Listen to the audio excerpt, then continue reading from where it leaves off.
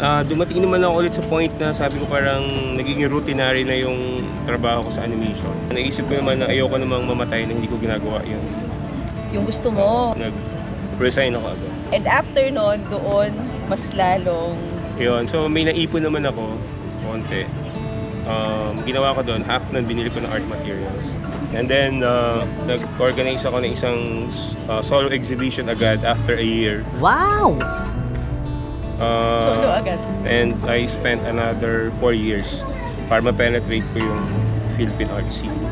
Actually, I am an owner of 3 of his art pieces. So, proud owner. 3? 3! 4, di ba?